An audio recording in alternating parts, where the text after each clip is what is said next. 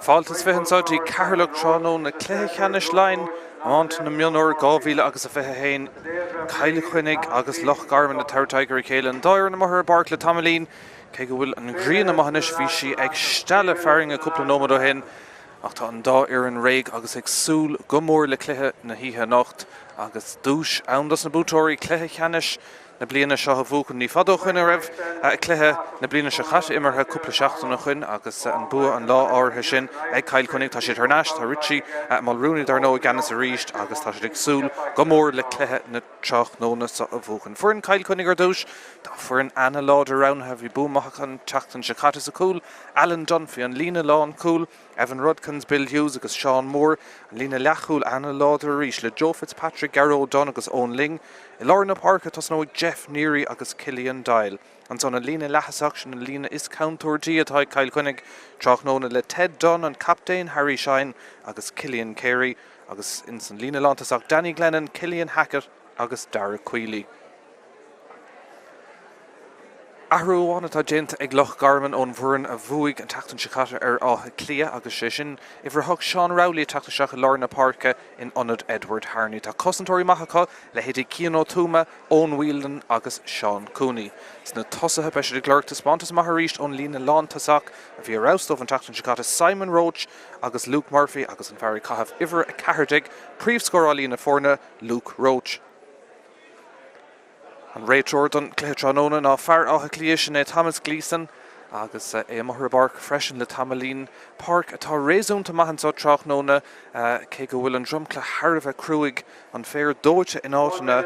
leis an aimseir a bhí chomhúntaach le 7 an nús. Na focail dhearnach idir na himmerthóirí agus an dá ar an banistíochta agus deis ag na Mair agus na lucht banistíocht an cúpal focail dearnach ará agus beidir an spreaga nó an misneach a Howard dóibh tús má ana háchtach agus dar nó cluicheháin a bhí Cill Chainnigh agus buamach a gona íomhálaí an teachtain se chaite agus sulla dus nó an cluiche agus sulla méid arán na bhíon a going beag nómad cúnais de ír imirthóir Loch Garman Sinead Willie Carley agus banistóir Paul Carley is a Craobhacha agus Garbhach de Willie is a Cillian Byrne a bheith ag immer to Lorna Páirc so dachar ar an glann sin Cuirc Willie níos túisce nómh ach cartúna cartúnta hart a go hainge go bhfuil siad ábalta bheith ansá tráchtnóna den mid comhróin lena maintear ar fad agus iarmhúntóir scola bia Willie fear mór amáíochta thar na blianta lena club Fight Harriers bhúg sé bán ile éiring ins na Mionúir agus é á chuoineh an Ceannais I Ceatharlach.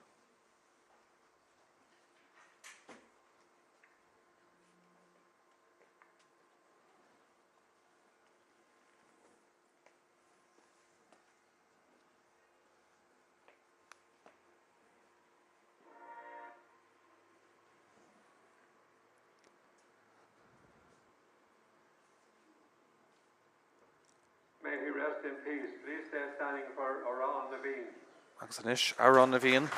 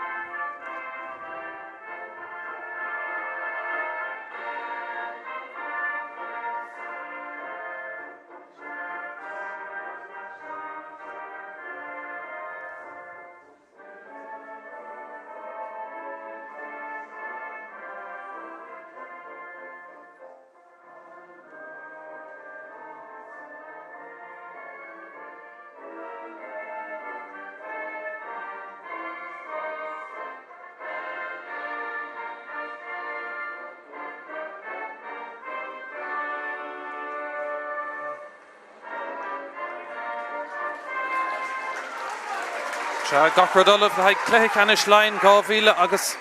21 Cill Chainnigh agus Loch Garman agus an dá iarn ag súil go mór leis an gaibhlant an obair le 7 beag an nús le bheith ansá. Caithh na pingan na búte ag Cill Chainnigh agus gwe láidir gomach a firáig séide isteach héh na láh deisian nuair tá ag féchan amachchan tá mar derm se bhí báisteach anar raim fad a going níos túisce sin stoppa henis ach na himmerthirí fad báiste flucht tréis na ceanna bhíann salar hosagan cléhanis. Loch lenta tá 5 duine balle isteach an tá Tráchtaireacht ag súil go mór leis an Caibhland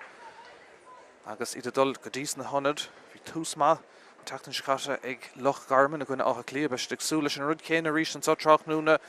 agus well Cill Chainnigh agus íhálaí cluiche bhí chorm go má go dtí beidir an den ó modernach na mar sin agus an son dó cethir ag Cill Chainnigh sa den ó modernach agus bua de thrí Chuilín dé go ag an deire má seanna himmerthirí fad ins na háite cearte agus gach rud olaf an tá ag Ceatharlach le Cluiche Ceannais na Mionúir 2021 an réiteoir ag fearrig a géir an son sin Thomas Gleeson agus an slitir catisteach chun gahabhisteach sellh ag Loch Garman ach trúr Cill Chainnigh ag iarigé alternáis agus é sin déantacha ag a deire tá siad chun é bhoga go mar tosathe Harbheith bríomhristigh an son agus ag ruchamach an é bhú anna chungart an taobh lína ach an muir ará an son go bhfuil an ceanta mithe thar an lína agus beag puc slasa ag Loch Garman agus déireann gur bé Seán Cooney a thógadh an ceann áirithe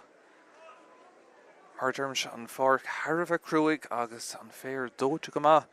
in áiticha ach é sin rátaí chuirg sé isteach namach na himmerthirí agus iad ag súil leis an Caibhland fan go leir leis ceanach ag an deire na súla buinteide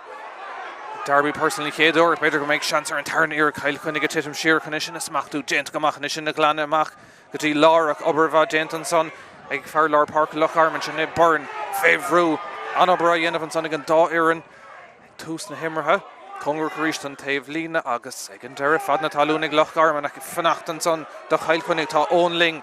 féhrú ling fósadal an pass Garrett siar a hain sin istí Cillian Dial seans ag Dial Cill Chainnigh a churann ar an ouncí an Greens na súla sár goháiste an son ag Loch Garman agus deis sin na glanne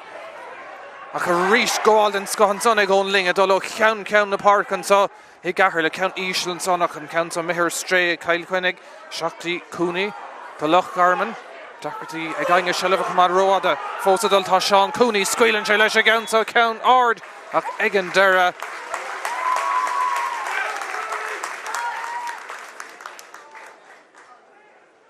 réiteoir tréis ru ag an iascainnta dulisteach agus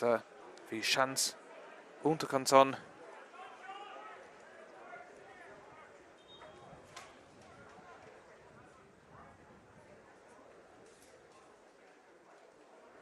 fear ácha clia a bhailna fadóg an so Tráchtaireacht agus tartna trúr a rá go raibh an ceann sanna mitheach agus go bhfuil Pocúig féidir agus seacas tócanis ag Loch Garman tá seansa chunis ar an géad scór an fear contúir te glúgróid príomh scórálí na fórna bhí sé go maithir clárna scór an Tachtan Shikata ó thaobh Pocanna Éirice anna chraing ar fad 7 ceann do an so Tráchtaireacht an ceann sanna mithe ach ar thaobh na lámh a clé agus ar fórílinn chéad seans an son Tráchtaireacht na mithir stré ag an bhar a thógan na Pocanna Éirice agus bíonn sé dachar de aine nuair a bhíonn an chéad ceann dechar go maith agus an son nuair a chailann tú ag chuann sisteach uaireanta ar an misneach agus immerthóir maithe tucha sé thnáis agus deisianis ag cúlbar a Cill Chainnigh Alan Dunphy le hosnú ríist an obair ana bhiste an son ag Cillian Dial féhrú an Ganzi stracha agus thairngthe séir agus tá bert nó treoir is stracha as an son ach ag an deire an réiteoir bog cúpla céim chun ceing agus bulas éiristeach a bheith ann inis do Cill Chainnigh. Is an captéin a thógaigh sin é Harry Shine. É me siirtíonn spot a ceart.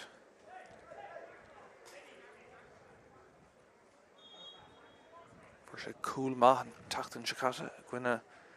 íhálaí seán chéad deisianis ag Cill Chainnigh ar scór an ceann son tóiste go maith ag Shine anna iarracht tríis 3 nómad go le.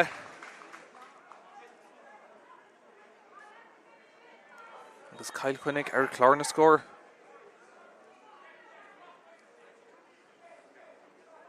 Is bhrá le Loch Garman scór ag an tágáil dír chuníad a thochrú isteach sa clé tá clogad a mithir stréan so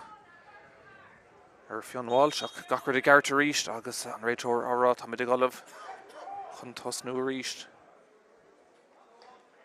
Leis an cúlbára a bhí aus fad an tachtain se chatte gwine a Cluiche se cúpla sábháilt an chéad scoth Greens na súlan son ar na himreóirí agus Cill Chainnigh tre Cillian Carey.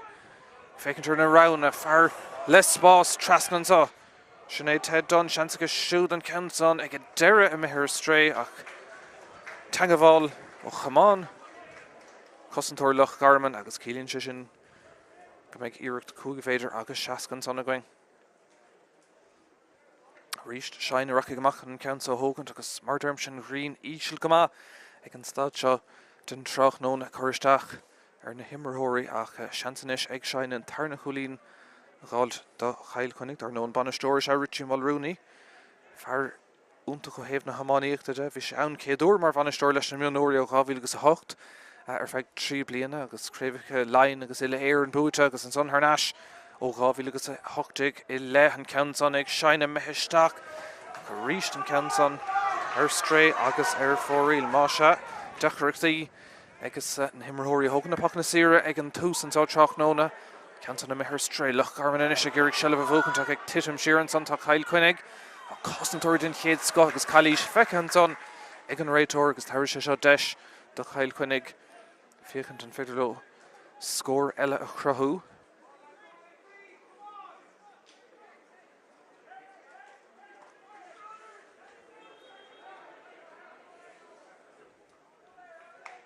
Sin ceann so gan a bheith búilte rómhaith beidir gona bróg semach ar deire. Smachta an son goma ag Glenn an tras na hain sé agus tá spás an son is ag Cill Chainnigh tá seansar an tarna scór ag tá an ceann son i titim seach gardach an cúlbára go sábháilt an son dá Loch Garman agus an pásamach an is go fada le fionháil se bhá ar an Davelín ach blocháil den chéad scohan sin ag ónling tá tús maith go siúd sa cléis seansan is go bhar Páirc Cillian Dial ceann áard ag Dial thar an trasna sin scóir den scá ach chuna sé fad ón blocháil den chéad scoth igen ling céadúr an pásamach dí Dial agus an tarna Chuilín ag Cill Chainnigh.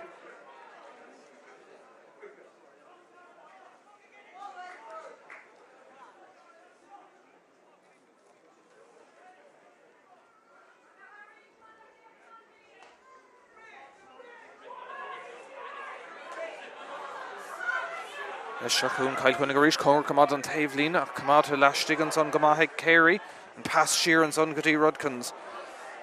Can ceann so geartha amach gomá ag na Charmanig agus iad ag iarigh scór ag alto féin inis. Deis beidir ag Roach, Simon Roach a fuair cool dómh an tachtain se caite tíreach ribh le hamach an ceann son caiilte bhí an obair chrúg ar fad déanta an cosantóir fách an íig aige ag an deire an peochas sús a mithir stré go seachún Cill Chainnigh a ríist. Ceann so ríist an mithe uha agus deis inis ag Loch Garman ceann contartach is stig sa cearnóg ach tá Cluiche feiceiste an son ag an réitóir agus tarigh sé seo deis éasca go má dó Luke Roach an chéad Chuilín a aimimsú dómh an so Tráchtaireacht agus socróg sé sin Loch Garman.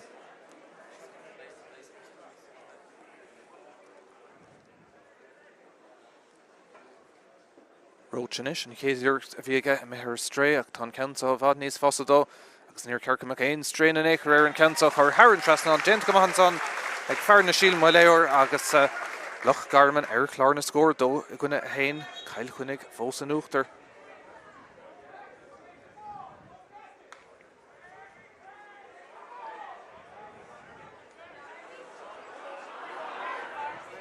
Fad na talún an son ag Cill Chainnigh agus Irene Lowe sellh a chamad a canna bhrú Tráchtaireacht an son ó Luke Murphy ag Irene le Cill Chainnigh an ceann son a choristeach ag an deir tá seansar Chuilín an son áirdíireacht ar fad. A sé an gúil ar scórna a dhéimsú ar fud na Páirc an tríú ceann in isiá agus a ríist taspáin sé gach ceannas na himreóirí in gúil ar scór na hógant an bhear na Harnáis gotí gá Chuilín.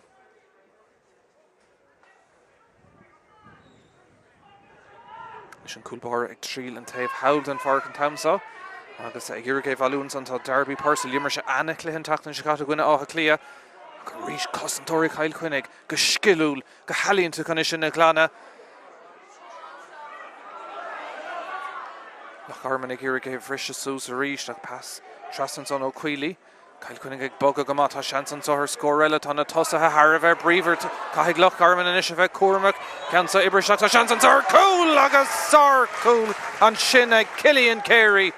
na Cossentóirí ag Loch Garman ar fud na háite an son Carey á ghearisteach á Ghoscail Sús agus orchar isteach sa líontán agus sin scóirtáchtach do Cill Chainnigh ag tús na himmartha den ómad beag na cimethe.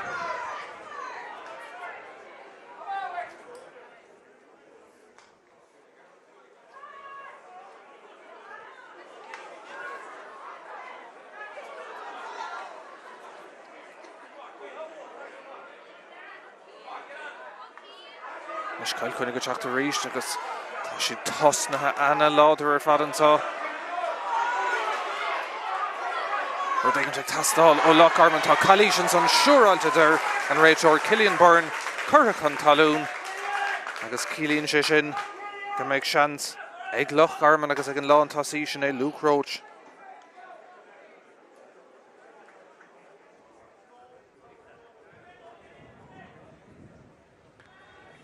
Deisianis bhí seansaige ar bhuiile cúig féidir go seaca níos túisce chungur cumad an stad sin ar cúg sé sin thar an trasnán ach beidir raibh deisiige an ghae a haus leis an éiric sin tá sé sin níos fearr.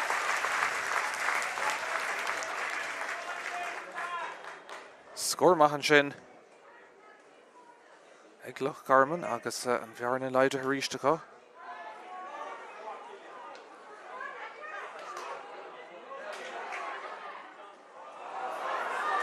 Rís Cill Chainnigh Harbheith chun túirteach meas na dosa tá seans antá beidir scór eile tá sé gur brú na pasan na garda Loch Garman féhrú a meas na Cossentóirí an deir an countsa blochailte a beidir an tarna iarcan i bro sé amach dómh tras na hain sin son an fear contarteach sin Cillian Carey agus an countsa na muirigh fearra ag an deir ar an siad ar clé agus ar fóríl agus an tarna count son a mithir stré ag Cill Chainnigh bhí seans an son thug an muir a chuid amach an a bheith cinnte ach ag an deir ní léon aragón te gaine count on a mithir stré.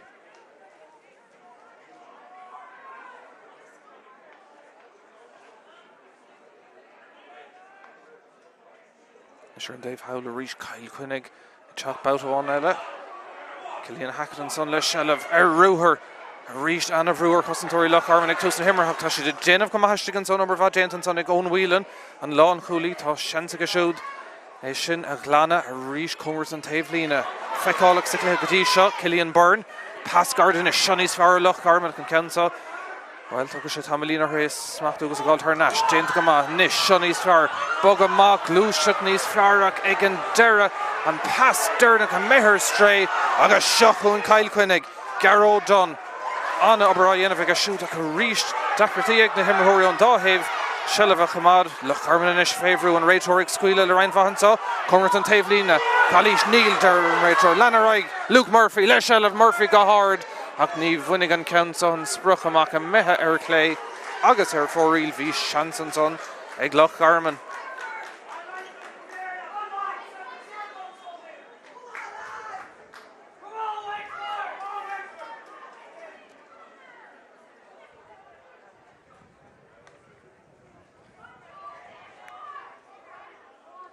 Is an bochamach Cill Chainnigh go ríist agus tá siad láidir san air tá sé sin le feiscin sa chéad cúpla nómad an cléthe seachún Loch Garman. Déanta go machchan sin a gáil tar neis ach go ríist dul ó iarinn go fuirnanta agus brathú nach bhfuil éon ceannas na fórna socrathe in áíire go fóil cé go bhfuil scór na maithe feice going tá seans a ríist ansá ag Cill Chainnigh beidir go bhfuil seans inis ar cúil an céad count gan bheith ceatha beidir go bhfuil seans inis ar count féhrú an réiteoir scuile lótha Carrick tásála sigan son ach ag an deire Cumán chuiristeach ag ón Whelan a riile sé sin na stoppa agus Cill Chainnigh an seans a mithe ortha. Nis obair bhá déantan son ag fionháil bhí sé go maith a ríist an tachtain se chaite dín fearr lár Páirc a Sean Rowley hanna sé isteach mar Ionad agus bhí sé rás a dairla deis is beidir ag Luke Roach sin in fearr contúirteach peocha go háling bhfuil Cluiche Neil ar an réiteoir siar a hain sé dí Darby Purcell seans ag Purcell do Loch Garman ach go ríist lágíireacht ag a deire bhí seans an son ar scór an count a mithe a ríist ar clé agus ar fóríl.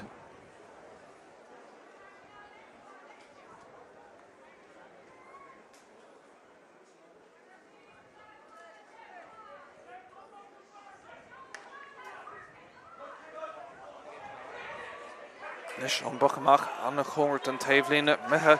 de Cumán. Cill Carey agus tar sé sin deis. Das na Garman ag dul ar an ounce í ríist.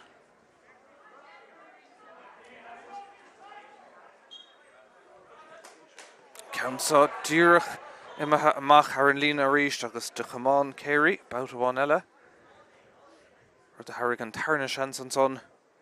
dá Seán Cooney. Tríadó cail chuinnig Chuilín amháin fós chun tosa gan sá. Ceansa búilte íseal agus smachta go dearan son tá anna chosanta dhéanamh cail chuinnig go díise ach na cosa agus an Chamáin díreach agus an líród Har an lín an son ag Luke Murphy a dearan muir bhí sé cóngracht an immert chunig sé sin agus tar sé deis do chail chuinnig agus ón ling.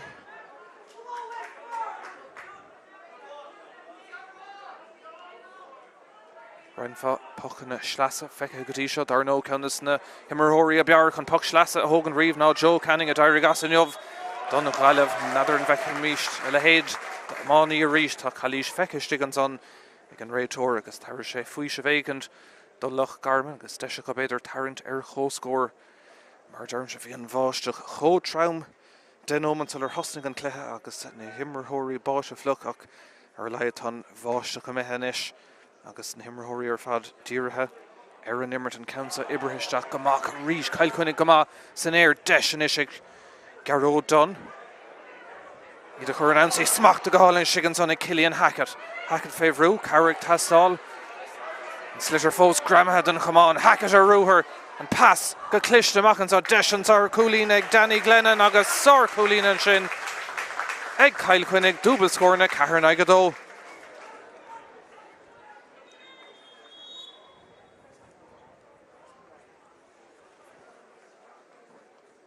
Sé nómad díag immerhansá agus beag deis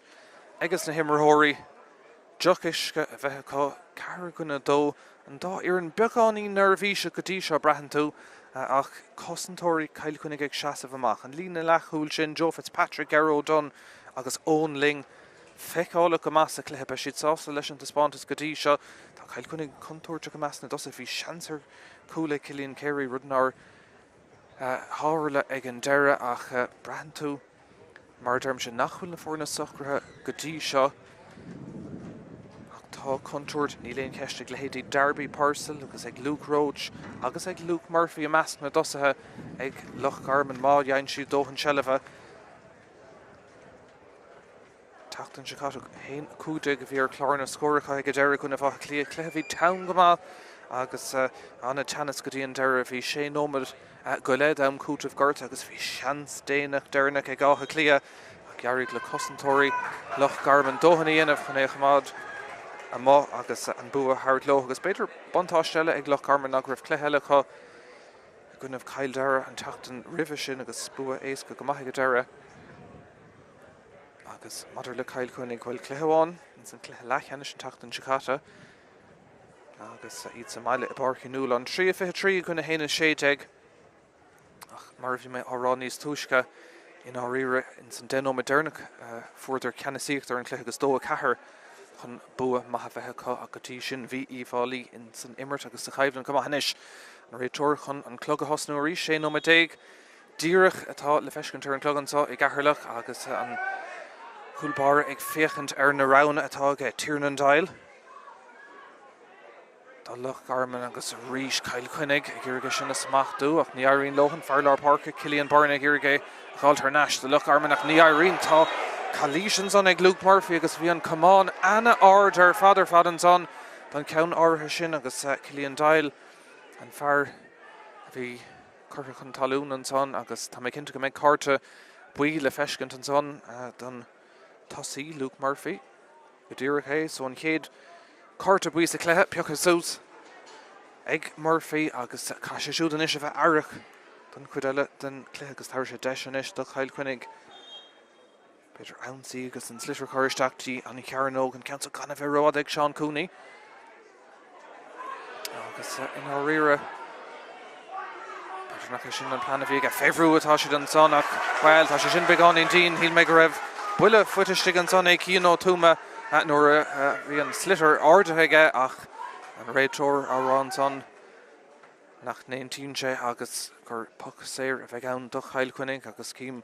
go bhfuil Harry Shine dul trasna chun an count a hógant. Ríist cín ó túma fós sínt an tan agus chorlaise a chorir. Búteoirín cluiche beag áitin san cluiche Laighean is acu a gcuinmh na Gaillimhe agus dar nó sin an rud a hastíon ón dá iarn an Craobhacha agus dul a raigetín cluiche Laighean is ach tá chun snasta go maith os ar góran sa chuir clé sin an rud a bheith le bronna ar na búteoirí níos déanaí ag Ceatharlach Cúige Láin sin é Páirc ó Teachán ó Ífáilí. Substitution on the Loch expert team, number 17, Cian Doyle, replaced number 12, Finn Walsh.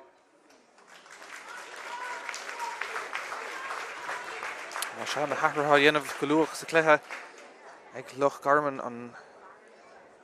tarú tá dénta go méid Cian Doyle ó na síl mai leir Tráchtaireacht agus fear i bhredóigh Finn Walsh ag fágan na Páirc agus Cian ó túma fós America go maith Ceatharlach chuig a hain ach deir go bhfuair sé buil an tan se go bra fear cruúig ana chosantóir sethe agus fear nébhéin a go bra rís an deis is ag Shine do Cill Chainnigh ón Pocanna Éirice dúbal scórnig an stad seo scóráil ana íseal agus beidir leis an tosathe taig an dáireann bhí mar súblir taspáinte scóráil a níos fear an countsa thar an trasnán ag Shine Cill Chainnigh gafa cúil chun tosaigh.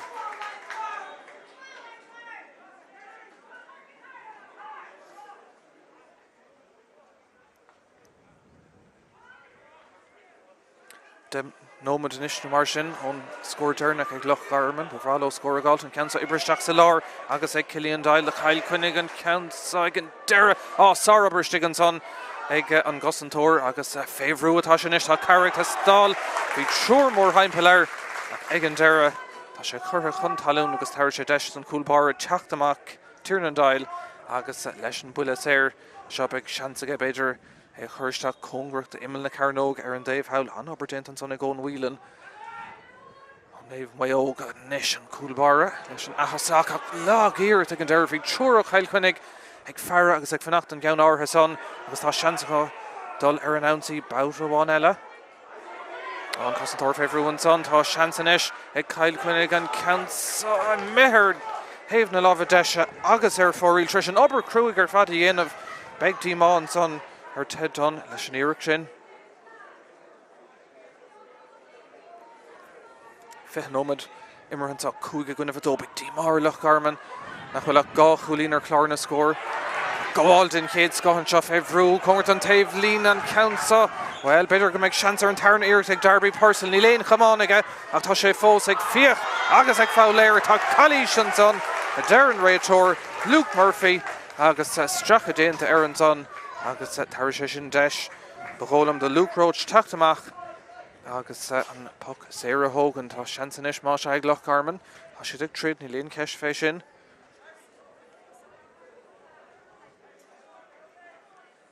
Nis seo ceann díon agus dúthláánach ag Roach tá sé ar an Dave líon ag leis níos siar ná láir na Páirce pe Loch na Gaoithe tá ann tá sé Tráchtaireacht san seachtán an son áit na bhfuil míad ach scuilann sé leis an ceansa ó Roach ní bhuinig sé sin an spruch amach ach beidir go bhainne sé san nimmert ach imime amach ag bhuiile cúig féidir agus seaca agus tá áit sahanis an ceansa chuna bheith níos fosa dó.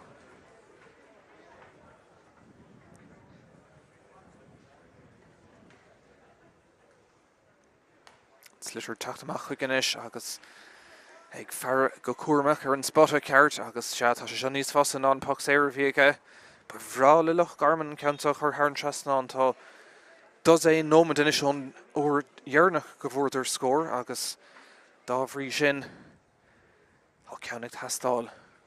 lántasí Luke Roach leis a ceansa na muir ag fear ach a ríist ceansa na mithir stré agus sinnar tá feice le Roach nuair bhíonúirí dul go maith dá bíonn sé anachráin ach beidir cúpla ceanna inis a mithir stré agus an misneach beidir ag teip beag an íon tá sé dínar leadna óga ar ócháin mór mar seo díreach chun Pocanna Darby Purcell pass Cluiche seachansádí Luke Murphy féhrú ag iirigé ag ardach fósa dul Murphy is swin of her cool and can cool bar a Jane of Gama on a Bridgenta chickens on a gallon Dunphy the chance on son ag Loch Garman ar chúl ach ag deir Dunphy ag seasamh san áil ceart ag deir tá trid an son chun seileadh gáiltar náis ach ag titim siar an son an captain Shine le pass Cluiche to Tráchtaireacht na Páirc an tá braham fós nach bhfuil an dá ar an socrathe an tá Ceatharlach Trána ach tá Cill Chainnigh an úachtar cúige gona bhdó counts ag praba amach agus an fearlár Páirc an son Ceannais Sean Rowley féhrú a ríist Slitter Kyle reached ag Loch Garman na pass na Garden son ag Cill Chainnigh ag Lurg Shelevan son tá Cillian Dial les bás fiechan sé an áirde ach ag an deire mithe ar héimhna lámha deise a ríist ar fórí ní héanach bhfuil na seansan á grothú agus na fórna ach beidir aspa crinnis agus mar dermse beagán de nervhís fós a chuirteach ar cúige gona bhdó scóráil fós ísisiil.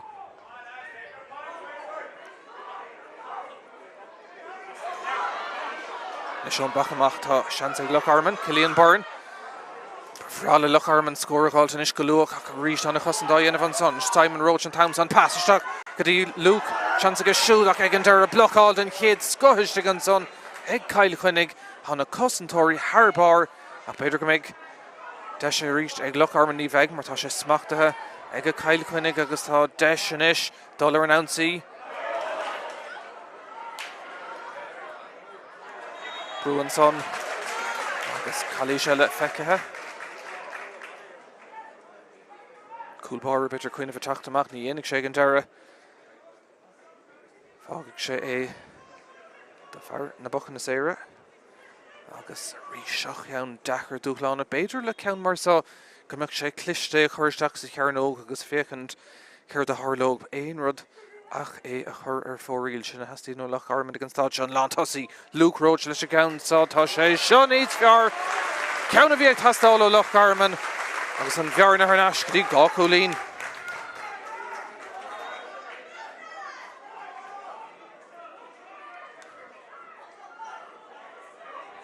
Chéad scór an son ag Loch Garman le beagna 4 uaire agus ceann a bhí ag tastáil go dóid in is seans ag Cill Chainnigh. Dul ar an ansaí ríist an cluiche brahan tú anna teann ar fad na cosantóirí beidir an uachtar go mór ón dá thaobh agus ríist Loch Garman gairí go más na spéir chun is sin na gáiltar náis. Purcell scuileann ceann san isteach agus ag an deire na cosantóirí chun ceang iste an son do Cill Chainnigh agus deis agus am ag chur fad na talún agus é ag lean a ríist.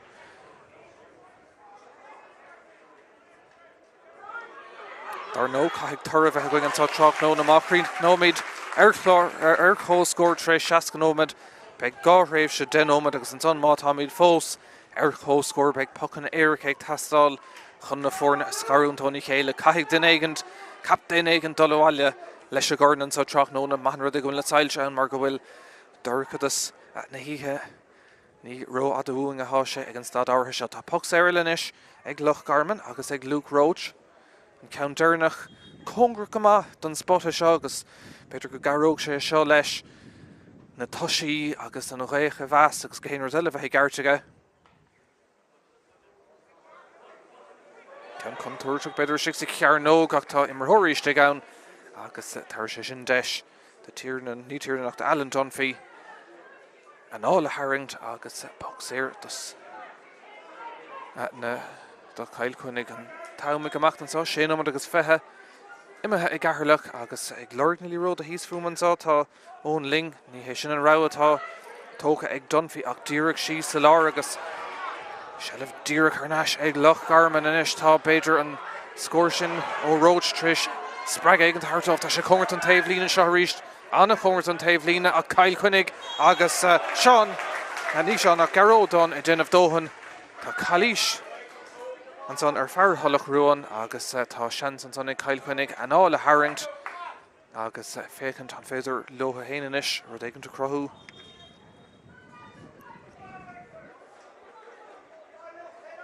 Cúig an aige trí scóráil anna ísisiil agus seansan is sé garódán féidir rud éigeanta crothú Cillian Carey an son fósadal Carey ríist anna imreoir se siúdach an ríist tréis an ábhar cruúig ar fad a dhéanamh an pass dearnach a mithir stré agus ní bheith Loch Banistíach a Chailcuinnig Róhástal le sin inis tá sé go súla práta teis gan san an slitir gáda déanta go deire ag Loch Garman agus an luúrig ó Lochland to Loch Garman hain sin sé sin go bhfuil siad sásta le sin tá sé Luke Roach sin éon príomhscórálaí féhrú Chuilín an son agus tá deis inis fach éir eile ag Loch Garman tarint Tharnais agus an bhearna a leidú bát amháin eile túála Tráchtaireacht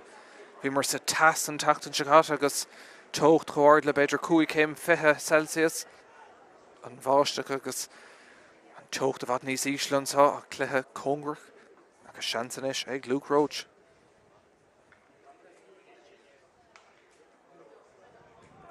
Ceann so tóiste go maithaige sé immert níos fearnis le cúpla nómada nús agus sin gá ceann is tíige chéile ag Roach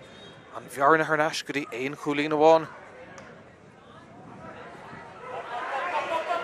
Sean Buchamach sár go bháil ar Easton son ag Cailcuinnig agus ag ón ling féhrú an cansa Cailtatá Loch Garman ag trid a go héanú tá Chuilín son agus Lochlanta Loch Garman Harbheith sásta le sin an cluiche sportúil go magadí sin níl maintar Cailcuinnig Róhástal agus is tóla manis haséntas agus begáin de Aragón an son ag Loch Garman gúlan cansa Cataisteach ag an réiteórach an cansa Anna Chongat an taobhlína cumáta dír glastig an son ag dara Chuilí féhrú an santá an cansa chura agus tá Chuilín eile feice agus is tólam go méid carta buí ar a leid an son le teacht agus Luke Murphy a dhearing a bheith go seach i lear an réiteóra tá réiteóra bhfuil sucraigh an son hátális Péter agus is tólam na himreóirí ógatá agus óchád chomór go bhfuil siad ag iarraigh gachar a thart an cluiche tá siad ocrasach an dáhéamh chun an cluiche Ceannais sa bhúch an Chuilín ag Cailcuinnig ceithre Chuilín ag Loch Garman agus tá méid iníoreachta nómad do mar sin den am cútamh gorta an fógra le dul an ard inis díreach híosfuing agus Harry Shine tartha siar chun an pox éire hógand Shine do Cailcuinnig fiochann sé an arda an cansa dul go hard ní bhuna sin spruchamach tá contúirte sigan son agus tá cúlanis ag Cailcuinnig sin scór táchtach díreach ribh le ham híle go ribh ceann níos tú sin níl tá ceann inis acu héna cuaig i gcuine nád a cethir tháinig sé go léir ón iarracht a chuaig isteach ó Shine in imil na Cearnóga cúlaigh na cuist díreach ribh le ham agus sin scór inspirádach dómh Loch Garman inis bhfuil freigra ar an gúil sin éon ceist. Ní dólam go bhfuil am níos fearr chun brat glas a gáirde díreach ribh an breise agus fágann sé sin inis go bhfuil ceithre Chuilín idir na fórna.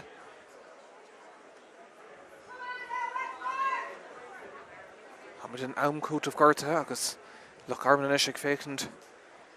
ar na rana tá chun Luke Roach agus pox éir agus scór ag tastáil chun beáin den chúil sin i chealú. Ísisiil goach ar an trasnáin marach éon áíir bheit is dribló tróna agus an bhearna Tharnais inis go dtí éon chúlaháin. An bháisteach ag stelle a rístansa agus an réiteóraigh fearre ar an uaireadóir beidir gonéiri sé go méid deise dul seach dtí na seamraí feiste seach tá tamlín eile fóstal dul sa céad lehananta cúil idir na fórna cúil sin díreach ribh le ham agus an muir an Dave Howlin is ará gúil an Countson a mitheisteach nó thar an lína agus tar sé deis beidir do Cailcuinnig dul ar an ansaí agus scóir amháin eile gáil ribh le ham an chué Neirtú an tá bhí sé i bhábhar Loch Garman sa chéad le beidir gan bheith choláidir sa tá inis agus má leanan mar atá be sé ag na cuid sa tarna leis a chun Cailcuinnig Éirice an cansa ibrithe gearach ag an deire asúla buinte den slitir agus tá seansaigh Loch Garman dul siar agus é sin a bhailú agus a glána agus beidir scór eile gáil aber bheith lear na Páirc ag Seán Rowley Chuilín eile an son agus fágus sé sin deis eile ag Loch Garman ar scór agus an bhearna a leidú ribh le ham sin a heastaí nutha. Cansa fágad a Seán Cooney agus sin cliste contúirt istigh sa Cearnóg mas beidir lábhar an áda tá seans an sáir cúil ag Loch Garman agus tá cúlaigh Adam O'Grady. Sár chúlan sin ag O'Grady agus más rud ag raibh scór inspiráideach taobh amháin den forca Cill Chainnigh tá scór eile inspiráideach anois ag Loch Garman agus fadóg Lahama díreach séitethe. Ní hégur amháin gur féidir lo amáíocht a dhimmert ach lena chus báirte san angach ag Adam O'Grady cúl úntaach Hamad dullisteach go dtí na seomraí feiste sin sa Ceatharlach chó scór na fórna anna chorm ar fad cúlar chúl, cúlín ar chúlín, gob ar gob ní féidirí de scarúnt ó Míchéal an scór lehaman sa Ceatharlach Cill Chainnigh héna cúig, Loch Garman héna cúig.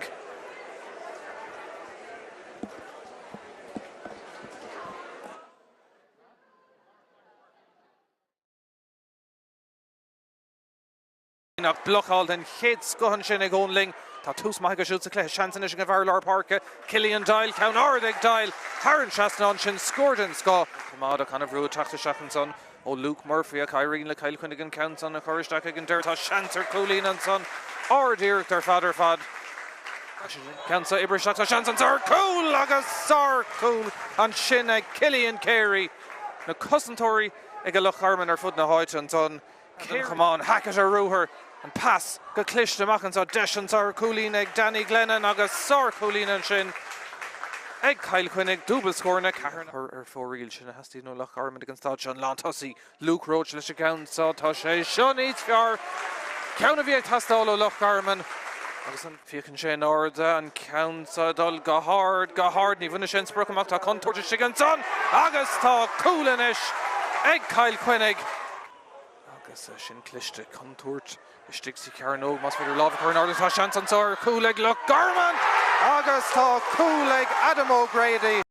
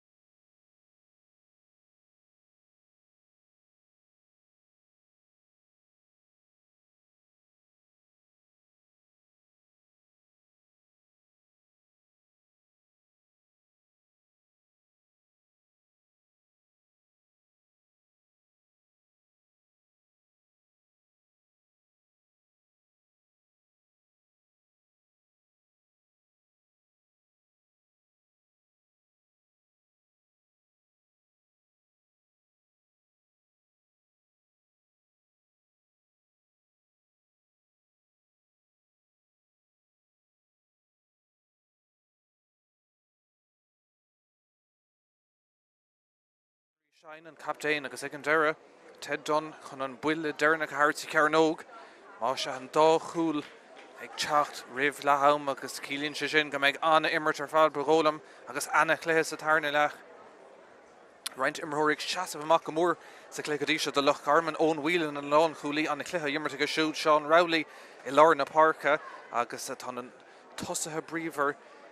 Hartha Luke Roach agus Luke Murphy agus de Cill Chainnigh bhfuil tá Garó Dunn ar aus mar leachúlaí lár agus ceapan bhfuil cluthe maithe immert freisin na Cilíonn céir tá seans inis an gabhar seach ag Loch Garman tá réiteoirigh scuile le roint bheith agus beidir bhfuil an ceirteige Seachúin Loch Garman a rís Bruin san trúr Caró Cill Chainnigh Gíorigé Galtarnash ní Irene Loha ag go deire Gíorigé smachtú tá Adam O'Grady ach ní Irene leis a go deire Gortú beag a chuirteach an son ar Cillian Byrne. Blochall Matt James an son ag Loch Garman ach fós ar rúthar tá Cill Chainnigh tá seans an sa ag Glennon fós a dul ag an deire an slitter imethe uig agus anabair stig an son ag Loch Garman tá Far Loch Garman fós sin to gorta sinna Cillian Byrne agus hasúlagam go meise go bra Éireann go méid agus cílíonn sin inis Seán Cooney go méid an buile séir agus siúd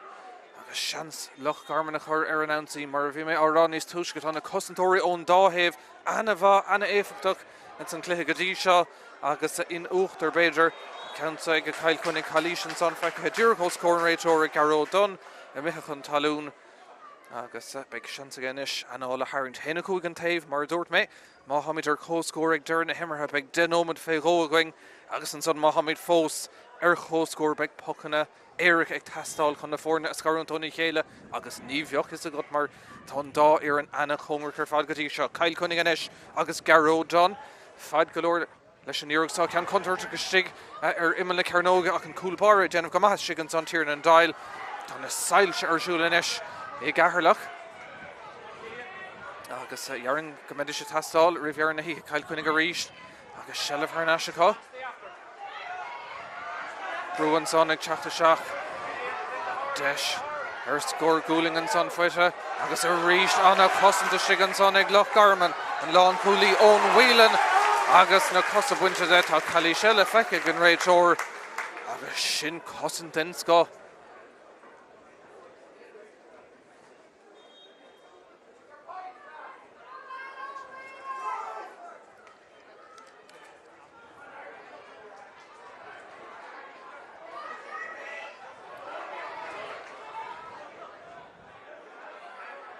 gur gaith an réiteoir an ceann sa seach ní dhéananig ag deir leanann sé agus scuileann sé leo agus Cill Chainnigh treis obair na gapailí anamh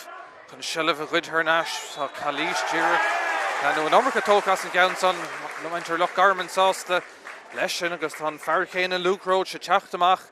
mar dhéanann siad a go héon ceannacha chun an ceanntá thógant agus beidir deis ag Loch Garman dul chun tosaigh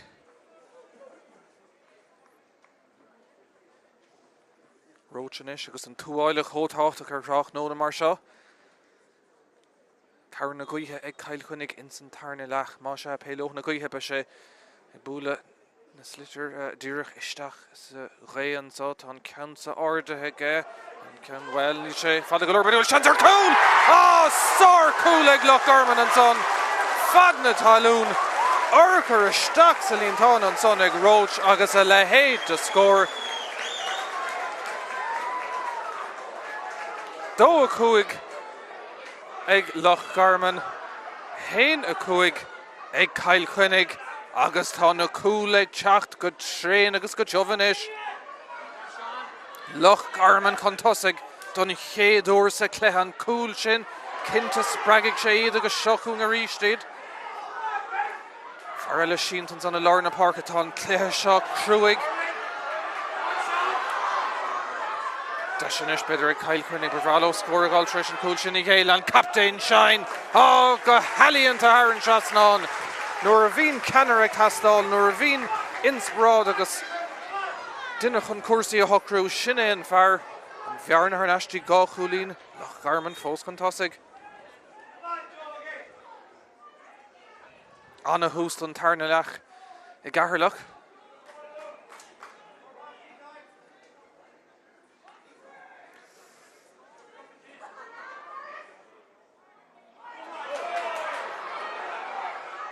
Kyle Quinniga Tráchtaireacht tá seans an bhearna a leidú an counts an go hard ach ag an deire seat tá sé sin Haran Trasnán ógan muir a chuidama ach ag an deire scór maithile ag Kyle Quinniga agus tris an cúla géile tá sé tris teachtarnáis go mar gá Chuilín maithagháil agus an bhearna ar nasin iscadí éon Chuilín amháin.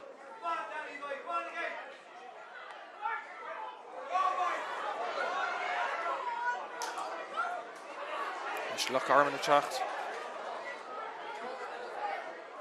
Anna chunt an taobh líne ach ag an deire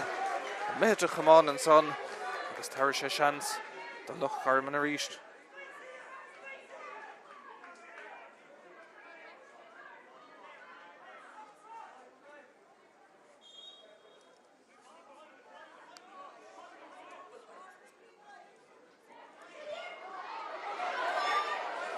Anna chuir a ríist ó Loch Garman.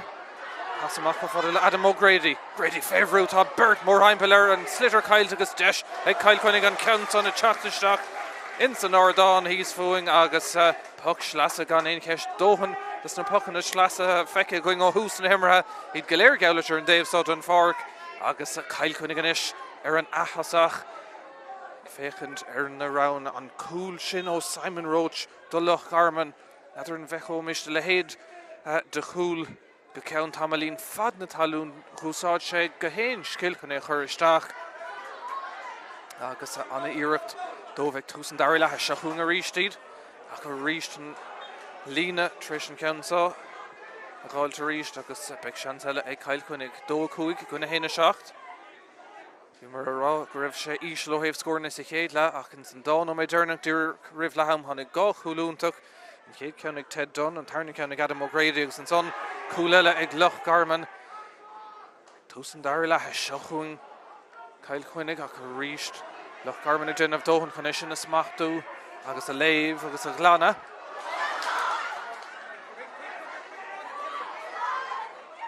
Tána dí atá takeisteach sin é Cian Doyle. Féhrú an son atá Loch Garman. Cillian Byrne. Byrne fósadal.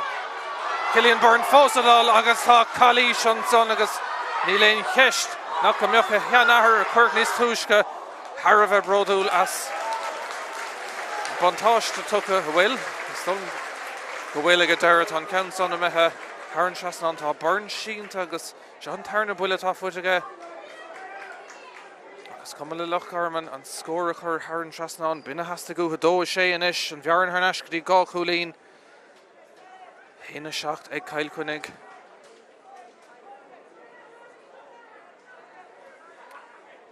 Seach nómad imirtha in san tarna le agus tá na scóran inis ag teacht go tréin agus go teamh. Obair Croga an son ag Cillian Byrne.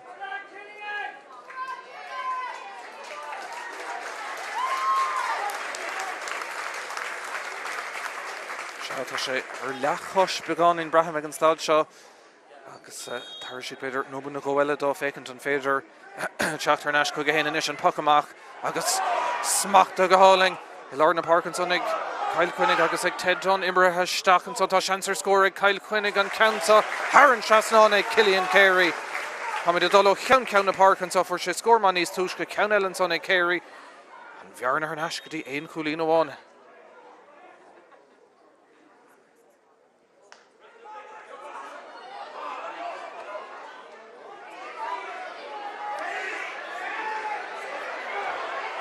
Connert an taobh líne ar staach am son ag Ted Dunn. Beidir go seansar cúil eile son ag Kyle Quinnig ag iarige gáiltá Cillian Hackett. Tá brúa takeisteach an son tá cosantóir ar an talamh agus tá an Cluiche géilte ag Kyle Quinnig.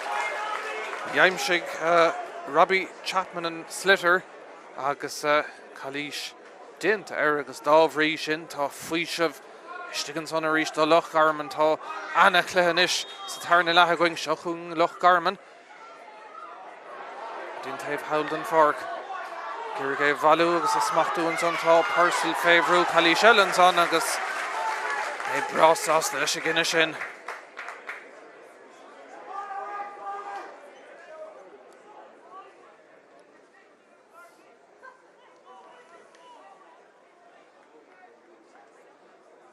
cúpla focail an son ag an réiteoir le fear Cill Chainnigh ach ní dom go léon cáirte bronta go deire ach díreach foláir a bhairt agus ará leis bearach bí chuirmach seans a ríist ag Luke Roach.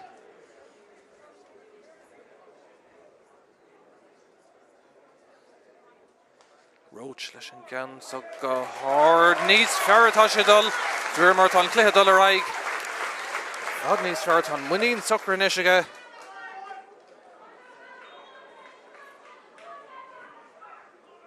agus gá Chuilín a ríist idir na fórna.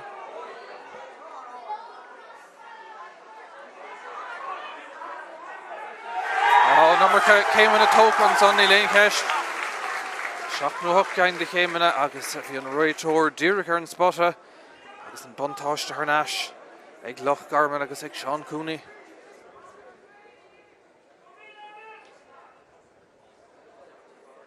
Leis braham le cúgnóm den nús go bhfuil smacht agus Ceannais Iomána beidir ag Loch Garman ar an cluiche. Ceann áirde teachta seach an son ó Cooney. Turling le snacht ag a deire. Fear Cill Chainnigh go déanamh dóchan chunis sin ag lean agus díreach Ceannais có tapagus a cúgan ceann san isteach an slitar dul ó ceann na Páirc go maranis. Titim siar an tá Luke Murphy dul Loch Garman ag iarraigh iad a chur an ansa ibristeach go maithan san dí Adam O'Grady féhrú pass Cluiche amach ag O'Grady go dí dailta an ceann san a mithir clé agus ar fóraíl anna choimart ach ní hééis sin an tar a bhí ag testáil Loch Garman ag a deire.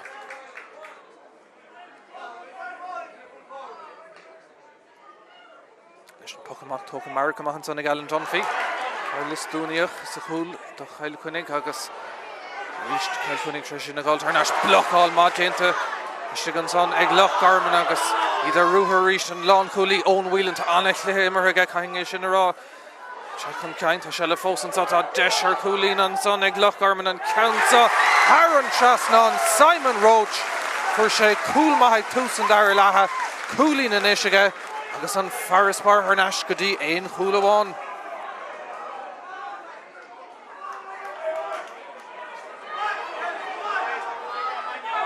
Leis anna cluiche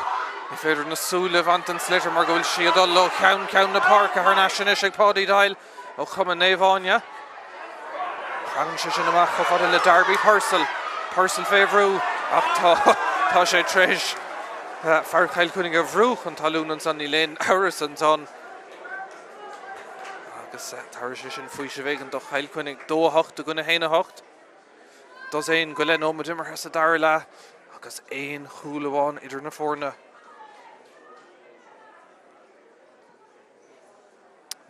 Sailseir siúlacht an Green ag iarraigh teacht amach a ríist chomá an ceansa go hard ag Cill Chainnigh ceann contartach sa cearn ógaiste an son agus deis breidir ar chúl ag an deire tá sé fós an seileh Cill Chainnigh tá siad sást an Chuilín a hógant agus beidir gur sin an rud is cíalbhre agus deire chuilí i tríoch nó bhearna Ceannais gá Chuilín.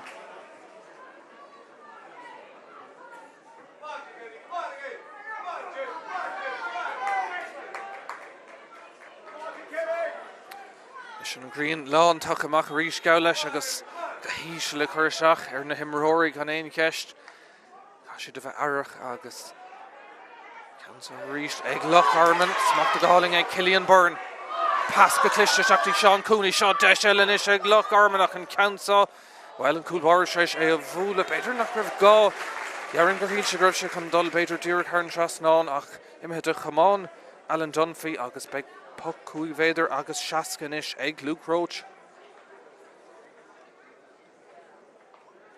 Caithfí ará go bhfuil anna cluiche dhimmart go maithaigh Cillian Byrne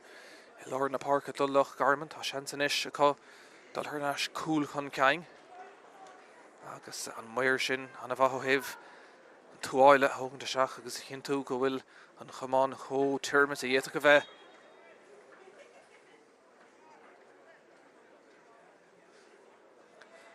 Luke Roach an dá ceann dearna go bhí aige fut aige. Ceann san í longar bhúil se go raibh bhathéag tá si a turling nó ró chear ag a deire agus beidir go méid seansa ar an tarna iirecht. Ach an ceann sa smacht ag a deire Cillian Hackett. Hackett do Cill Chainnigh agus an níis tá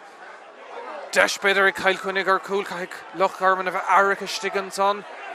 Si tre sé a smachtú agus tá Cluiche Ceannais Iomána feice ag an réiteoir sin Brownton is do Chuilín Bróile do Cill Chainnigh. Gá Chuilín idir na fórna. Seansa sin na bhfuil unis go dtí aon cheann amháin agus ag an stáid seo ní bhaith faoi rá cé a bhuaigh Craobhacha na Mionúir 2000 agus a 21 tá seansa is ag sein an bhearna a leidú go dtí gá Chuilín. Cúlpáir Tráchtaireacht agus go leor a chur an lína có ach ag an deire thar an trasnán.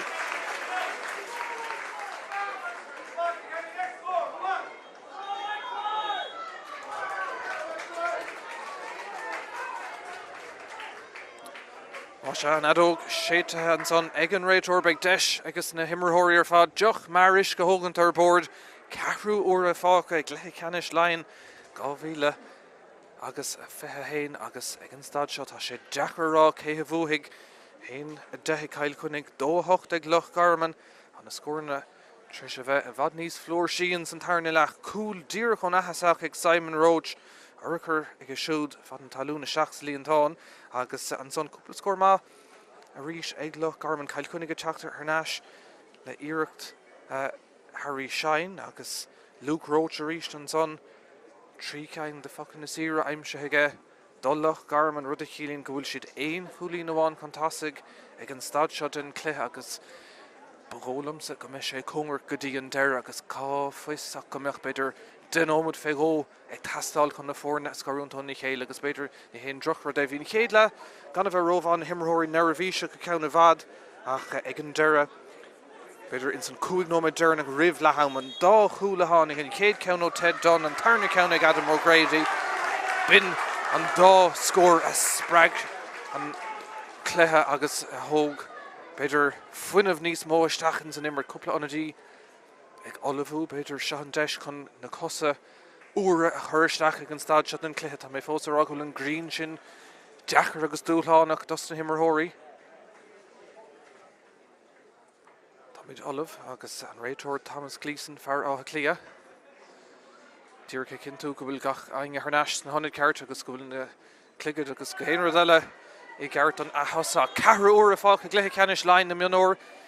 Cill Chainnigh nó Loch Garman sinnaíon ceist an ceann dearna an orra puaite ag Cill Chainnigh agus a chuidir go fada le Craobh na hÉireann Cluiche a chaileidir ag a deire ach fuair an nu a gabh leis an líana an ceann orthas tá seansan is beidir tarint ar cóscóir an ceann sa ibristeach go má tá seansan sa Cill Chainnigh an na himreóirí duine a gcuine bheith chéile ag leirg an slitter ach ag an deire tá sé methe thar an trasnán bhí seansan son ar cúil ach ag an deire díreach thar an spot a dubh tá scór má eile an son ag Cill Chainnigh agus a cúpla anadí inis. On the opening team, number 20, Ben Whiskey, replaced number 8, Ceatharlach. Se an ceann san na mitheisteach sa líontáin is dulm chur an muir an brat bán in áide ach híl mis gur cúil se mithe an áidir chlár na scór mar cúil 2-10 gona 2-8 inis agus brú ar Loch Garman na cosa uair teachtaseach sinna hastíon inis.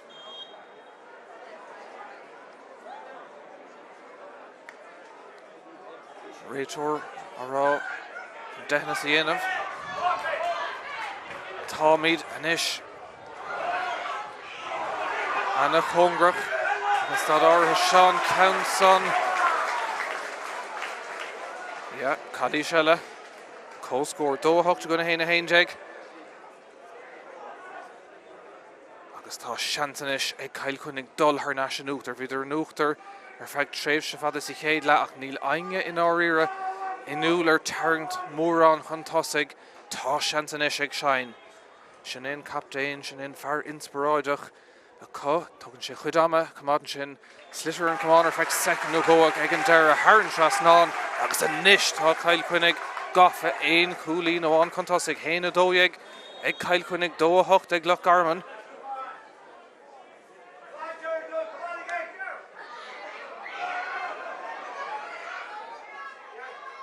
Gach Shellivanis cótáachta tá sé ar náis ag Loch Garman tá brú damant an son ar ón bhuileann tá Cluiche go deire feice an réiteoir agus faoisimh dó teachtamach tá páidí dail chun é thug ní dhéananig ag an deire fágaigh sé agus an rahan is ag Loch Garman is tócha é chuiristeach sa chearnóg héana dóigh gona 2-8 Kyle Chuilín ein Chuilín amháin chun tosa go bhfuchas don Chuilín dearnach sin tá siad chun ceann gear a thugann son agus pass garda seachas an dípádí dail beidir ceann Cluiche seans ag Loch Garman tarringtar cóscór níl se sin fada golóir a chuntóir de gcónaí istigh an son caiigh Kyle Chuilín a bheith airc ach tána cosantóirí go maithiste an son de sé glanna Cóirt an taobh lína a go glór na líróide tá Ted John an cansa scuilte go mar dín taobh haldin far Kyle Chuilín inis beidir glór cool eile agus well tá anobair déanta se an son ag Loch Garman Robbie Chapman teachtamach is an gan orthasá dín Lánchúlí Whelan a mehar stream Míán son agus Nish an Green chuirteachar na himmarthireacht tá sár chosanta ríis na dhéanamh tá brúan son Loch Garman agus Ciannó túma tá Cluiche feice an réiteoir ní léon ceist fé sin buile fuite I guess I ceann an clogad buinte go hasúlagam go meise go bra agus an puck séir I bhábhar Loch Garman nuair hosnó muid a ríist.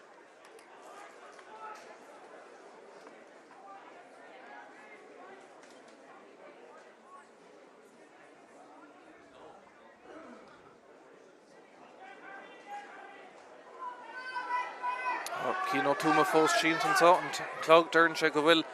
éon nóméid díag glán fácan sá tá cín go bra fear láidir sethe siúd agus nuair hosnó muid a ríist beag puck séir ag Loch Garman tá siad ag iarraigh Tráchtaireacht ar cóscór. Scór dernach do Kyle Chuilín ag teachtó puck séir agus ag Harry Shine leis an Green dul fé beagán fés na scamal agus bar agus na himmarthirí le héad bagólam is an denóid dernach an cansa ag brúach se le fós ag Loch Garman scór hastíí nu tras na héin siad leis a gansa dul an ardas sa spéir son tá Harney féhrúin is tá cosantóirí Kyle Chuilín tá seans an ag Loch Garman ó ar an tarna Éirice tá sé methe well híl mé go raibh sé sin ar an lína mud a raibh hí sé har a bheith congrach hí seans céadúr ag Luke Roche an son an tarna seans ag Loch Garman ach ag an deire bhí an mhair díreach ar an spot atá an vertican is sé caiintla Míchéal díreach ag cinú go bhfuil an cinna cartóca tá spáinnig an camera ar bail bagólam ach seo chuing Loch Garman a ríist a siad Chuilín chun deire an saithe Ceatharlach féhrúin son atá Adam O'Grady an pass a seachtain fear Lár Parker Rowley féhrú tá seans an isir cool ag an deire ar chlé bhfuil teangaháil ag an teile an níl drám an saithe deire na himmartha hí seans an son ar scór an réiteoir a dul an caint an son le honadí Kyle Chuilín sin é ben wití atá díreach takeisteach agus tá seans is dó chun puck séir tá an cart a buit a spáinte do chomá tá seans an is ag Luke Roche agus seo an ceann is fosa Jaring a bhí ag Tráchtaireacht chun na fórna a harangt ar chóscór héna dóigh ag Kyle Chuilín dóthacht ag Loch Garman agus an ceanta haran trasnán ag Roche táid ar chóscór bouta bháin eile.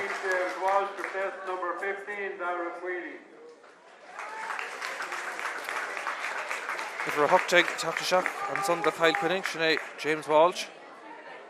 agus sean tam chun cosa úra a thógannta seach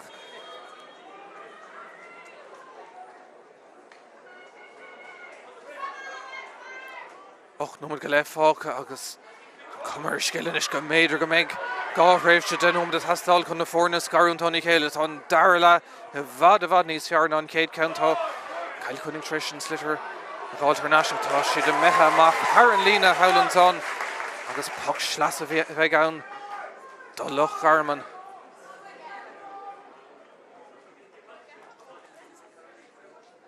Drama golóir dearna himar a bhí seans an son ar chúl ag Loch Garman níor Jairi Clótha. Ríist puck sleas a mátócha agus I bróg sé amach a bhábhar Kyle Chuilín agus tóla ag an deire.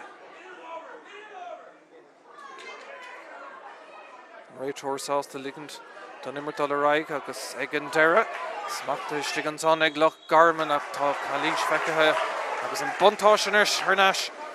ag Kyle Chuilín agus cíam Harry Shine ag roch amach bhí sé rimime le cearnóga tá sé dul amach chun an ceanta thógant ach míúlta bheith ann an áir dá raig an ceanta thar an trasnán tá sé thar a bheith fada is immerthirt an céad scothaí.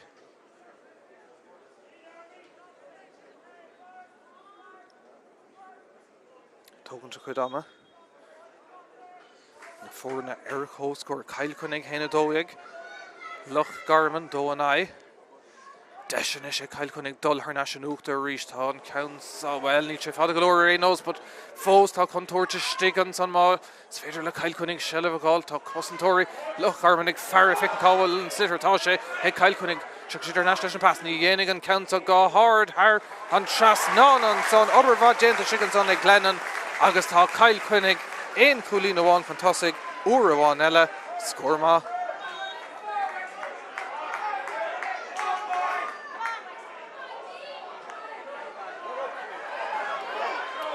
Gach sellh gach bulletin sitar cótáach Loch Garman ag iargé gáil tar ríisteach departaí stigan son tá Luke Murphy iargé gáirdeach ní éiríonn leis ag trídar dé bheile tá Cillian Carey de Cill Chainnigh ach smacht a ríist ar an tarníirt ag Loch Garman an obair stigan son déanta có tá si glóric scór tá si Chuilín chun deirigh tá brúan is réitear ag fearra cóhairt an taobh lína an obair dhéanamh ag an deire tá Cluiche fecha an son agus a tair sé sin na seans de Luke Roach agus de Loch Garman fécant an bhaig sé tarint Eric Hóscór boutáin eile nílan count a choéis gus na ceanga bhí beidir níos túisce I linn géir go maith ar an daobh lína Chuilín amháin idir na fórna buntá sin is ag Cill Chainnigh ach tá seans ag Loch Garman tarint ar Hóscór na Tráchtaireacht Tráchtaireacht na cóbhan na stóriach an counts an airlé agus ar fóríl count Jackar go maith tá Cill Chainnigh fós an uachtar cúig nómant go leid a go ná an fáca Deir go méid gáin ó trí nómant an cútah gorta chum ag deir na himmartha cóbhan na stóri ag Loch Garman Aidan O'Connor agus Paul Carley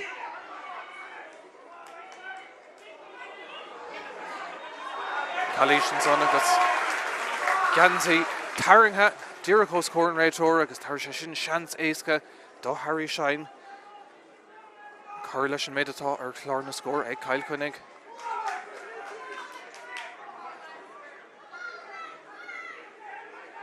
cléthe sportúil agus tanmhach go más a tarna le Anna Congrach Deachar á fós cé Harrigan Swailo a seans inis ag Harry Shine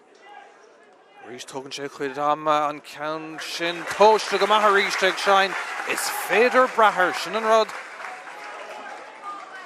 dá Chuilín inis idir na fórna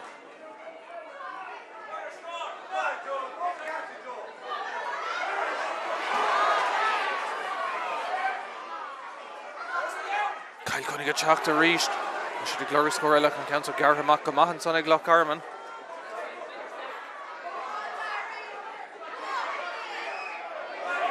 ríist le nómad a gáin anús a rihan ráis ag Cill Chainnigh tá si ag neartú tá si ag fiabhsú an cúpla scóir dearnach take in a bhábhar agus Cill Loch Garman ag an dhéanamh chun sin a chasa deisian níos ag an anna díán agus seach an counta ar stréimhí seans an son ag James Walsh ach beidir gribh seans beidir fannach second a go eile ar bhí am agus spás aige an slitir national lábhan is ag Tiernan Dial Scóraigh tastáil ó Loch Garman ag iargé gáirdeach an son atá siad ach ní éiríonn lótha Cill Chainnigh a teacht boutáin eile tá siad níos stádéir níos socr inis le cúpla nómad anús agus tá seansa có idir scóir eile chaimisiú agus dul cúil chun ceang an lántasaí an son sin ag Cillian Hackett well an ceansa lágéirt ag a deire tar sé deis de ón bhíl an Loch Garman a chuir nansaíad níhé an glannas fiarach ar gáil den céad scohan son cóhairt an taobh líon amach go fada le Cillian Carey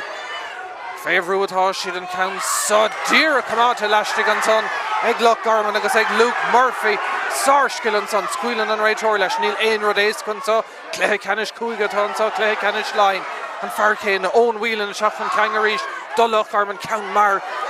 Shanson so better air score. The stock of the Derby Purcell pass Garrett and son. Oh, Trish and Uber Kruger for the end of on shell of Deer Carnash. Eg Cill Chainnigh agus Dave Howland for Cillian Hackett. Neil Einrod Feckensonig and Raitor nach Cluiche agus Oxair Evolver Loch Garman. Hina Cardig eg Cill Chainnigh do and I eg Loch Garman. Go Chuilín idir na fórna. Cailm go maith Iar Crail Tóir agus Tráchtaireacht Kyle Cunning Barry Henriquez and Ruddy Eric Shagoni Gá Chuilín sin an Forest Bar is Contorti yet go bheith gain in Cluiche ag chat go dtí dearna himar seantanis ag Kyle Cunning an captain sin é Shine ag an deire Shellah Kylta agus níl Loch Garman a methe fós tá siad fós ag tred ag an cansa Haran Lína bháver Kyle Cunning agus na súlar fad an eisiar an bhar chuir an arde agus a deirigling David Aum cútah gorta bheith goin gáómata go ná Aum fáca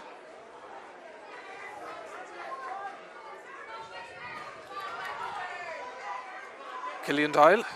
an cansa hógant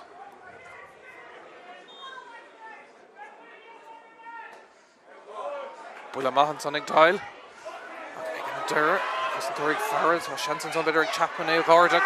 Tenta go maithiste an son ag Loch Garman cartú anna creúnta hartas na cosantóirí ar fad an cansa gearrig irige smachún son tá Luke Murphy do Loch Garman ach tá clipper to himar stig an son inis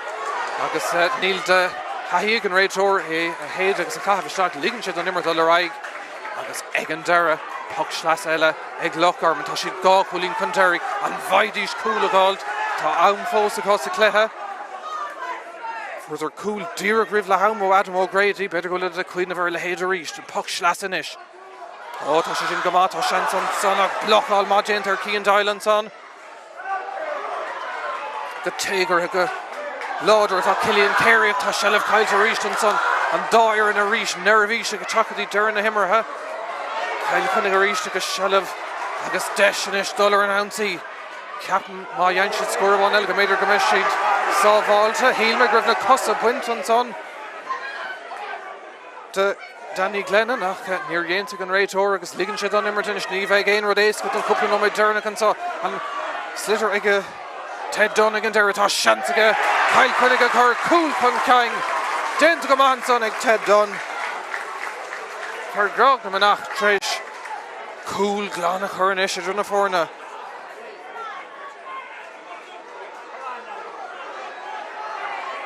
agus na scórna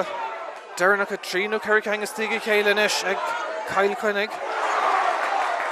Tá si ag críicnú go láidir tá mid an am cútah gortan son count a cómart an taobhlína tá Kyle Cunning in úachtar héna cúdeag guna dó an áid tá scór ag tastála Loch Garman ach níl Kyle Cunning chun aon rud a dhéile go héascan tá seachún Loch Garman inis snáríomh Cillian Byrne pass tá beáín scuilteach i bro semach ag an deire de Cian Dial Dial fósadál an pass the shock of le Luke Roach chanting Luke Roach an cool bara le sábháil den chéad scohan sin a méthe mac le haig bhuiile cúig féidir agus seaca drama galóir antá an tamig amach antá a mid an am cútah gortathe bhí seans glórhar an son ag Luke Roach ar cúl dá Loch Garman sin go dtíortha idir na fórna cúl amháin sin íon ceist David Ama agus onadí eile tachta seach do Kyle Cunning Michael Brennan a tachta seach ó rá éireann agus ag fágáil na Páirc an son tá Danny Glennon dhimar sé cluiche amach ríist an tam a bheilt an slitir teachta amach chun muir agus an poch cúig féidir agus seaca well an rud atá leis soléir agus le feisc ná níl Luke Roach chun é hógant á sé sin istigh sa cearnóg dearann sé sin go bhfuil Loch Garman chun é choristeach ar imime le cearnóg agus fécant an féidir le duine lábhar chur an áde agus cúla aimimsú tá beagna gaingad as nimróirí istigh an son Shellah Varna ag Loch Garman ag an deire tá sé methe Haran trasnáin is don gur Luke Murphy a fuair an scóra go deire dóide Nis ag Loch Garman héna cúigdeag ag Kyle Cunning sin gá Chuilín fós idir na fórna agus gahangan is ag fear ar an réitóir tá gáin ó dam cútah gortathe immer ansá bhfuil seans beidir amháin ag Loch Garmanún bhfuil dóhan déanta ag Kyle Cunning chun an craobh a bhúcan a ríist ansá well rás a bheith gan chun Shellah ag irig gáilte an deire howlan son tá Cosantóirí Loch Garman déanta go maith siúd inis gá Chuilín idir na fórna an bhaíoch Loch Garman cúil sin íon ceist na Cosantóirí tá siad go maith Freshen ag Ceall Chainnigh an Countess Machta Neil ag an Dara Obervadjenta pass Shaka Fadala Dial Favorite Hashita Shanson ag Loch Garman pad fi Shanson ag Paddy Dial na Cosa Bunta Dehanson agus tá puck Sir Brownta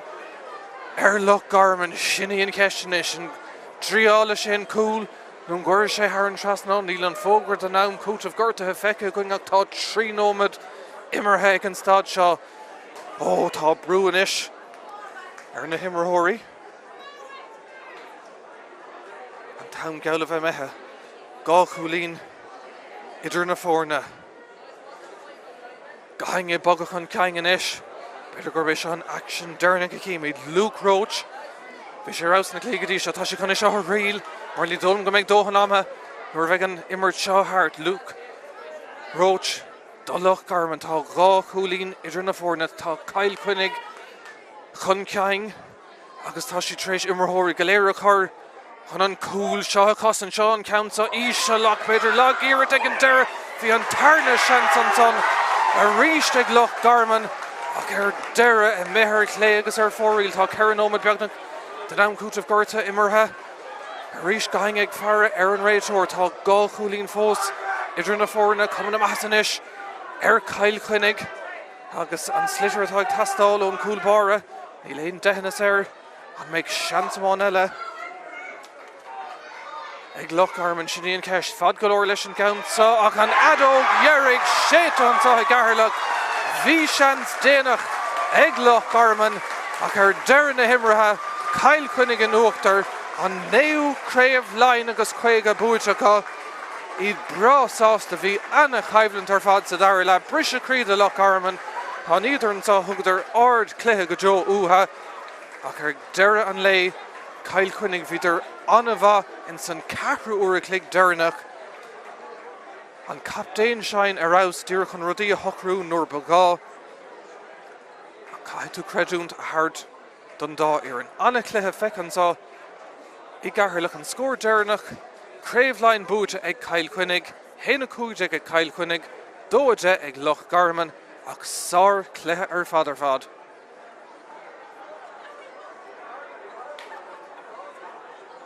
Bhí congra go ag leathain, héna cúig an taobh,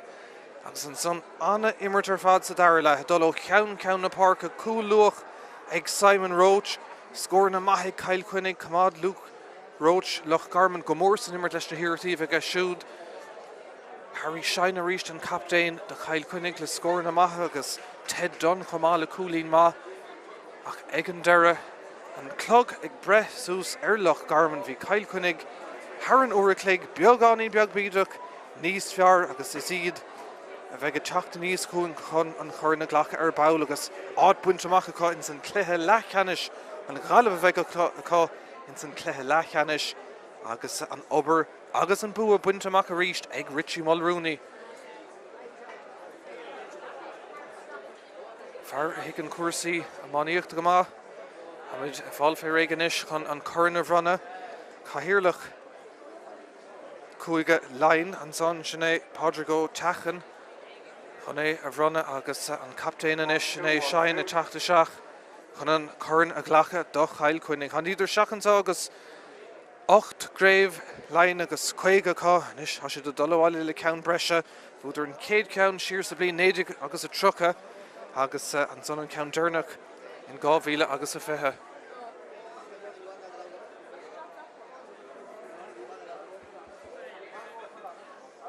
Galéirinis ag fearra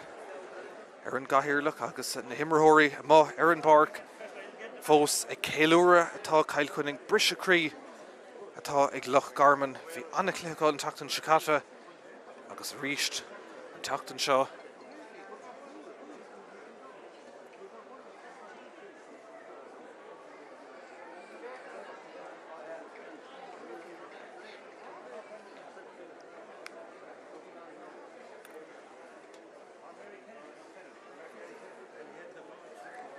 Harry Shine a Tráchtaireacht inis sinné captain Ceall Chainnigh agus immert anna bhd déantaige mar captain immerthór inspiráideach ní léon ceisneach a bheith ómiste in Jansi Sheinsher Kyle Kunnig amachchan so agus cuid vadas na himróí bhí gwigan so Trána tá mé cinnte go mid siad le feiscin te cahabh Jansi Kyle Kunnig Sheinsher amachchan so.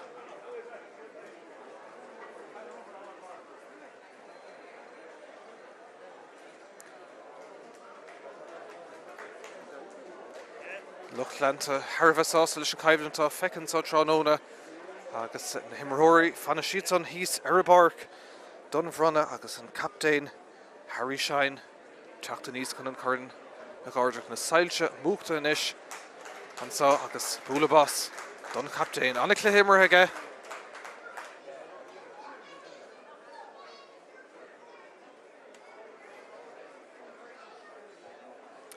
Héin agus Garó Don Tráchtaireacht agus anna cléimar aige Don comá.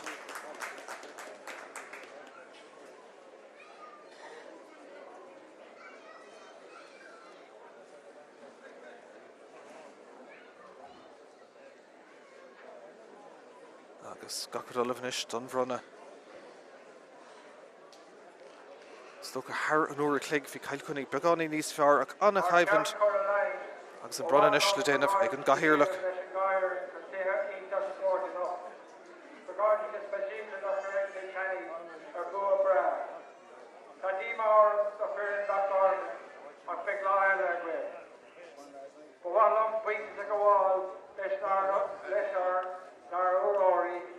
Electric Ireland.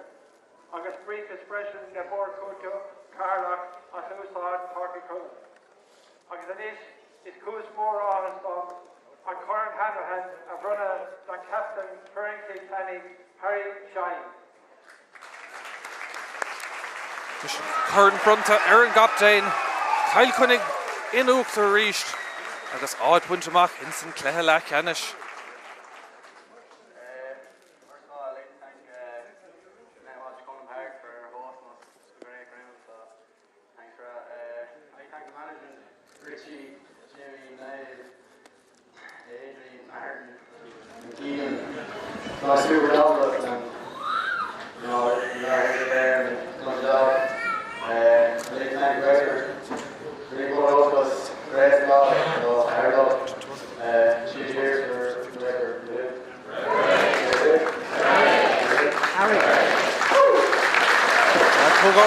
Kyle Kunnig,